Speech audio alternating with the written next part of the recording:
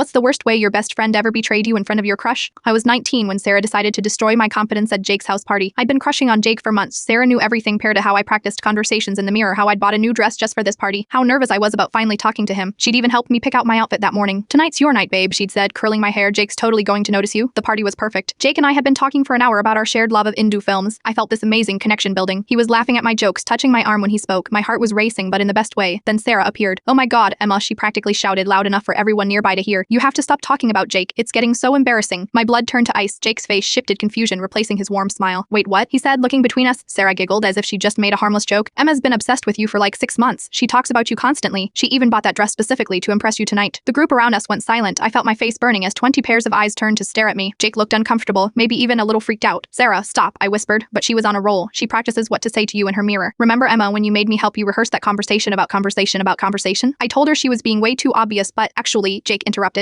and my heart prepared for the final humiliation. Instead, he stepped closer to me, completely ignoring Sarah. "Emma, I've been hoping you felt the same way I do. I've been trying to work up the courage to ask you out for weeks," Jake continued, his eyes locked on mine. "Your passion for film, the way you think about everything so deeply, I find it incredible." He turned to Sarah with the coldest expression I'd ever seen on his gentle face. "And Sarah, what you just did says way more about your character than Emma's feelings ever could." The crowd started murmuring, but now they were looking at Sarah with disgust instead of me with pity. Shepin even said, "That was really messed up, Sarah." Sarah's face went from smug to mortified in seconds. I was just joking around," she stammered. "Jokes are supposed to be funny," Jake said flatly. I found my voice finally. "Sarah, why would you do that?" She couldn't meet my eyes later. I found out from mutual friends that Sarah had been hoping Jake would notice her that night. She was wearing a new outfit to Pern apparently. She'd been planning to make her own move after handling the Emma situation. Jake walked me home that night. We talked until 3 a.m. on my doorstep about everything and nothing. He asked me out officially before he left, Sarah texting me the next day with a half-hearted apology, but I never responded. When mutual friends asked what happened between us, I just said we grew apart. Jake and I dated for 2 years. Even after we eventually broke up amicably, he remained one of Idiot's